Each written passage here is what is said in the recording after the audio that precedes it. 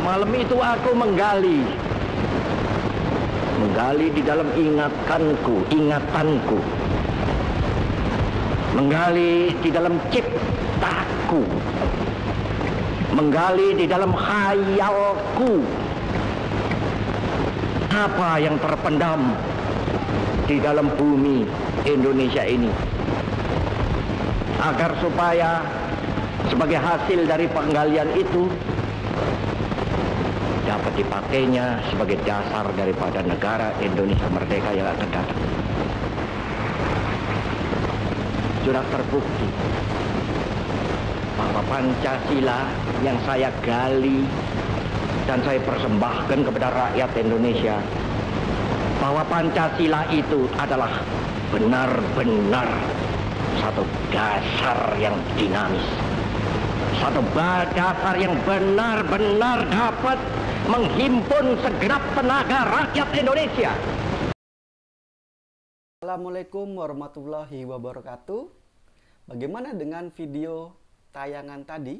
Itu adalah mengenai video sejarah masa lampau tentang Indonesia, yaitu tentang video pidato Bung Karno tentang hari lahirnya Pancasila. Oh iya, lupa. Saya ucapkan dulu selamat datang bagi kalian peserta didik baru kelas 10 MAN 2 Situbondo. Dan saya akan memperkenalkan diri saya, yaitu saya Irwan Putra Pratama yang akan mengajar sejarah Indonesia. Oke, berkaitan dengan adanya peristiwa pandemik COVID-19 atau kita bisa disebut corona, oleh karena itu kalian diisyaratkan untuk belajar di rumah atau istilahnya adalah daring.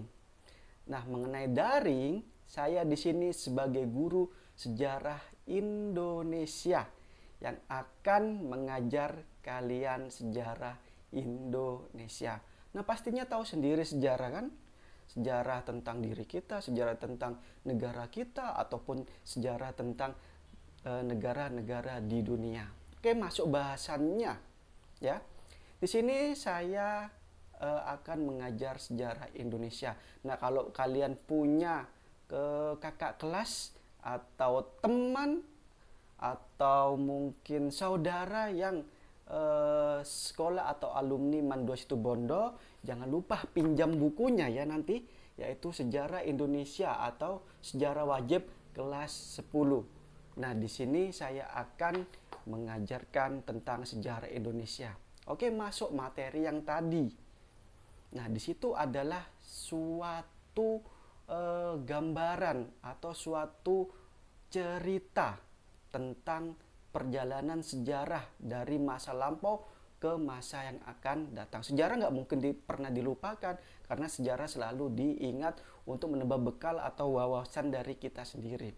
Nah, tadi video yang pertama itu akan masuk materi kita nanti, yaitu apa ya materinya? Saya akan bacakan dulu.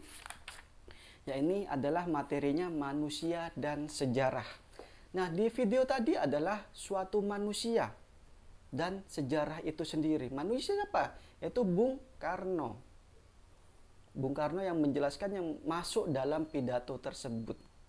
Nah, nanti saya akan jelaskan panjang lebarnya bagaimana tentang manusia dan sejarah itu dalam penjelasannya.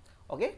Sekarang kita masuk dalam materi sejarah Indonesia, yaitu submaterinya adalah manusia dan sejarah. Pasti seru sekali mengenai tentang belajar sejarah. Oke, kita masuk dalam materinya. Nah, ini dia materinya yang kalian tunggu-tunggu tentang manusia dan sejarah. Kalau di SMP kalian belajar tentang IPS dan situ ada sedikit juga materi tentang sejarah. Nah, kali ini adalah full tentang sejarah. Untuk yang pertama, jangan lupa kalian pinjam ya buku sejarah Indonesia ke kakak kelas kalian atau saudara kalian yang sekolah di MAN ini. Nah, mengenai sejarah, kita di sini belajar apakah itu sejarah. Yang pertama-tama adalah mengenai manusia dan sejarah. Ini yang diajarkan nanti di sejarah Indonesia kelas 10. Pengertian sejarah. Ada yang tahu nggak sejarah itu apa? Ayo. Sejarah kalau diibaratkan atau diartikan sendiri itu banyak versinya. Ada yang dari negara Arab, ada yang dari negara Inggris, ada yang dari negara Yunani, ada yang dari Jerman. Nah, dari Arab sono, sejarah itu adalah syajaratun, atau yang diibaratkan adalah pohon. Kenapa kok pohon? Nanti ada penjelasannya sendiri. Kemudian bahasa Inggrisnya atau bahasa Madura Timur, ya, Inggris, yaitu history, yaitu adalah lampau, masa lampau umat manusia. Kemudian bahasa Yunani adalah historia, yang berhubungan dengan perkembangan ilmu pengetahuan umat manusia, berarti yang ada kaitannya dengan manusia itu sendiri. Kemudian bahasa Jerman, saya dulu bahasa Jerman agak-agak ngerti, coba cari nanti ihli bedeh apa artinya, tapi nggak usah membahas itu. Yang kita bahas adalah pengertian sejarahnya adalah Geschichte, atau sesuatu yang telah terjadi. Nah, contohnya di sini tadi syajaratun diibaratkan adalah pohon. Kenapa kok pohon? Kok nggak kapal kek? Kok nggak pesawat kek? Kok nggak apa kek? Kenapa kok diibaratkan pohon? Nah, saya ceritakan di sini. Syajaratun mengapa kok diibaratkan sebuah pohon? Karena pohon adalah suatu tanaman yang berkembang dari biji, benih sampai menyebar, ada yang namanya rangka dan daunnya. Itu diibaratkan sebuah kehidupan manusia. Manusia lahir, manusia tumbuh dan berkembang, kemudian mempunyai banyak kehidupan sosialnya. Nah, nanti itu dicontohkan pada suatu silsilah keluarga. Di sini ada contoh adalah silsilah kerajaan Mataram Islam. Di situ ada dari neneknya, dari kakeknya, dari bapaknya dan anaknya.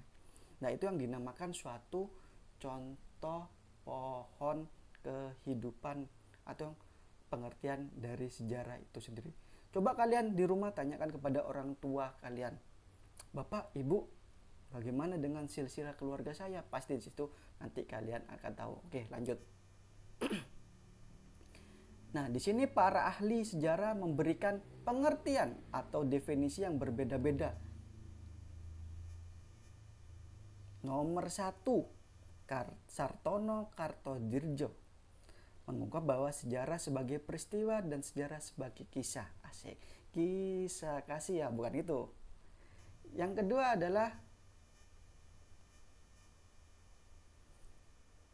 Robert van Dennis, yaitu kenangan pengalaman umat manusia. Kemudian Ibnu Khaldun, catatan tentang masyarakat umat manusia atau peradaban dunia dan perubahan-perubahan yang terjadi pada watak manusia. Kemudian ada Jibang, yaitu sejarah dapat membantu manusia untuk memahami perilaku manusia pada masa lampau, masa sekarang, dan masa yang akan datang. Yang tadi saya jelaskan yang pertama. Oke, lanjut. Ini tadi siapa? Sartono Kartodirjo. Diibaratkan sejarah sebagai peristiwa dan sejarah sebagai kisah. Kenapa kok diibaratkan seperti itu? Sejarah sebagai peristiwa adalah suatu peristiwa yang mempunyai pengaruh besar dalam kehidupan manusia. Contohnya, kalian mempunyai suatu kenangan nggak seperti itu? Nah, kenangan tersebut dapat berpengaruh bagi kalian nggak? Nah, seperti itu contohnya.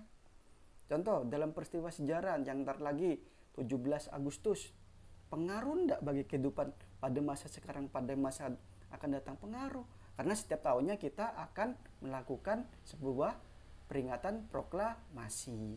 Seperti itu. Yang kedua adalah sejarah sebagai kisah. Yaitu ini agar manusia tahu. Karena kenapa? Yaitu sejarah kembali direkonstruksikan atau dituliskan kembali. Karena dengan adanya sejarah sebagai kisah, kita akan tahu bagaimana jalannya sejarah tersebut. Itu menurut Sartono Kartodirjo. Lanjut. Nah, kedudukan manusia dalam sejarah. Manusia hidup dalam ruang dan waktu. Benar. Kalau udah ada ruang waktunya, mana mungkin manusia bisa hidup. Karena manusia ini adalah ada sangkut pautnya tentang ruang dan waktu, di mana kita bertempat tinggal dan kapan kita akan bekerja dan sebagainya. Itu ada masuk dalam ruang dan waktu. Nah, 3 unsur utama dalam sejarah adalah manusianya. Benar. Kalau tidak ada manusia, siapa yang akan menjalankan sejarah tersebut? Yang pertama adalah manusia sebagai objek dan subjek sejarah. Loh, kok ada 2? Memang ada 2. Yang pertama, nah di situ ada gambarnya siapa? Ayo, siapa yang tahu? Di situ ada gambarnya Pangeran Diponegoro. Dia adalah pahlawan nasional dari Indonesia sendiri. Nah, beliau sebagai objeknya, karena sejarah menceritakan beliaunya sendiri. Seperti itu. Jadi, di sini diceritakan bahwasanya Pangeran Diponegoro adalah orang yang menjadi suatu pahlawan mengusir penjajah dari Indonesia. Nah, seperti itu. Kemudian subjeknya adalah bagaimana manusia tersebut berperan dalam kegiatan sejarah tersebut. Yang kedua adalah gambar Bung Tomo dan pergerakan arek-arek Surabaya dalam melawan Inggris di tanah Surabaya. Nah, itulah yang menjadi subjeknya. Orang tersebut yang memiliki suatu tindakan yang akan diingat pada masa yang akan datang. Itulah inti dari kajian manusia sebagai objek dan subjek sejarah. Next.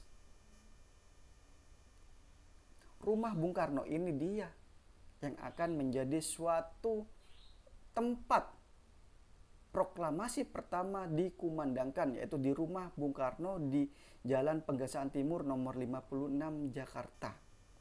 Ini yang akan menjadi ruang. Apakah ruang? Ruang merupakan panggung ketika peristiwa sejarah berlangsung. Harus ada tempatnya. Contoh yang paling singkat, di mana kalian dilahirkan, itu pasti kalian ingat. Nah, itu yang akan menjadi suatu ruang bagi kehidupan manusia. Next.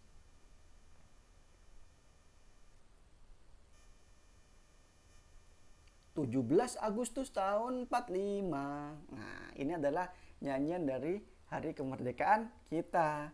Nah, ini adalah waktu yang mempelajari sejarah bukanlah mempelajari sesuatu yang berhenti, melainkan sesuatu yang terus bergerak seiring dengan perjalanan waktu.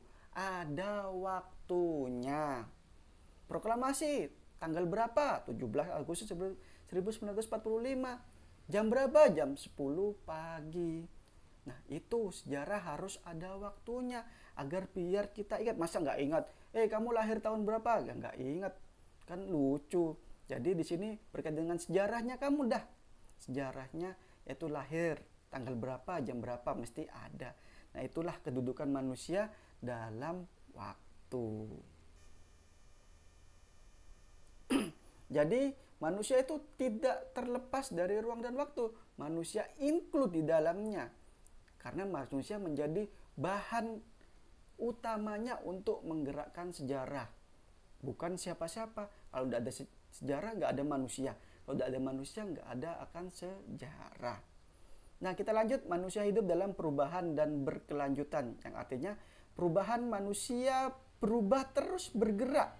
Seiring dengan perjalanan yang akan terjadi perubahan. Manusia nggak akan tetap menjadi seperti kecil. Harus ada stepnya. Kalian nggak akan tetap TK. Ada SD, ada SMP, MTS, ada SMA, MA, nanti ada kuliah ataupun kerja. Jadi terus berubah, tidak hanya berhenti di situ saja. Masa ada sekarang penjajah? Nggak ada, penjajah Belanda. Kan terus berubah, penjajah hilang karena dengan adanya pahlawan-pahlawan nasional yang rela berkorban demi negara kita. Kemudian berkelanjutan artinya dalam mempelajari sejarah kita harus menyadari bahwa rangkaian peristiwa sejarah sejak adanya manusia sampai sekarang adalah peristiwa yang berkelanjutan. Contohnya proklamasi 17 Agustus dari tahun 1945 sampai 2020 ya ada tetap berlanjut. Sebagai apa? Sebagai pengingat kita dalam bagaimana negara kita berhasil bebas dari penjajah. Oke, lanjut. Terkaitnya dengan waktu dan peristiwa ada 4 di sini sejarah. Ada berkembang, yaitu masyarakat akan berkembang dari bentuk sederhana dan yang akan lebih kompleks. Kalian tahu Batavia? Tahu nggak? Yaitu sekarang berubah nama menjadi ibu kota Indonesia, itu Jakarta. Dulunya adalah pusat dari kolonialisme di Indonesia. Nah, berkembang kan? Ada contohnya gambarnya, dulu hitam putih, sekarang adalah berwarna seperti itu. Seperti itu berkembang.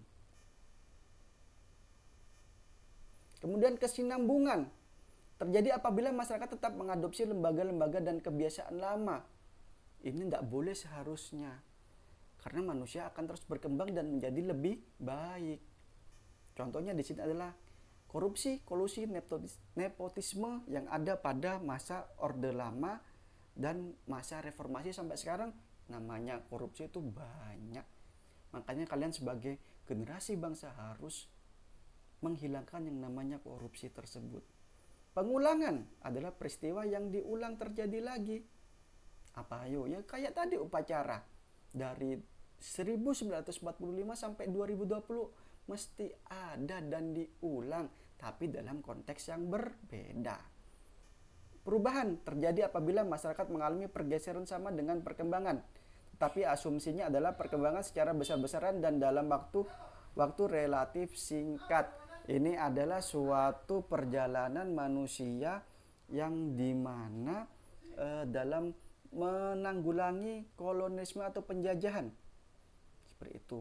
Jadi harus kita singkirkan yang namanya penjajahan di atas dunia ini, karena agar kehidupan manusia lebih baik ke depannya.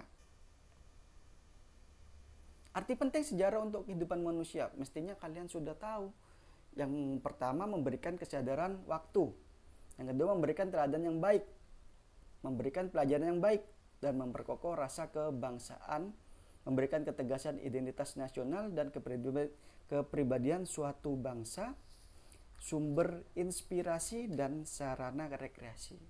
Jadi kalian harus paham betul, sejarah tidak hanya diingat, tidak hanya dihafal, tapi juga direnungkan bagi kalian sendiri. Untuk apa? Ya untuk kalian sendiri dalam berproses di masa sekarang dan masa yang akan datang. Oke, next. Oh, cuma sampai itu ya. Nggak banyak-banyak kok. Kita minggu depan ketemu lagi. Nah, untuk sharing mungkin kalian tidak paham atau saya mungkin kecepatan dalam menjelaskan, jangan lupa untuk telepon, itu ada nomornya, dan untuk WA juga ada nomornya. Nah, seperti itu. Jangan lupa saya tunggu, misalnya tidak ada yang kalian pahami atau tidak ketahui. Oke, terima kasih.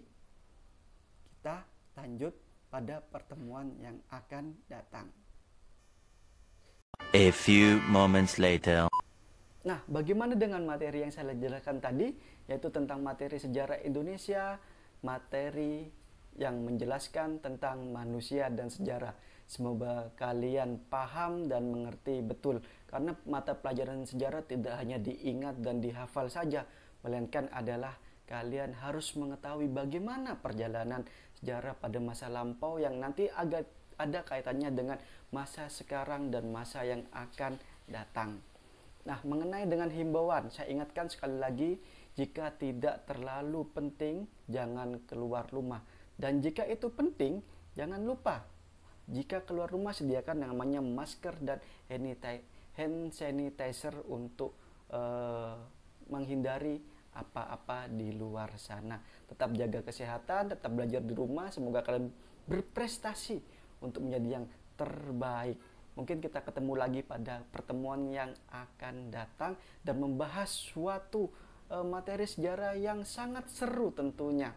Oleh karena itu, persiapkanlah untuk belajar sejarah dan jangan malas untuk selalu belajar di rumah. Insya Allah kita nanti ketemu di sekolah dalam situasi yang memungkinkan. Jangan lupa juga kita berdoa agar segala sesuatu yang ada di negara kita cepat berlalu. Demikian dari saya, kurang lebihnya mohon maaf. Assalamualaikum warahmatullahi wabarakatuh.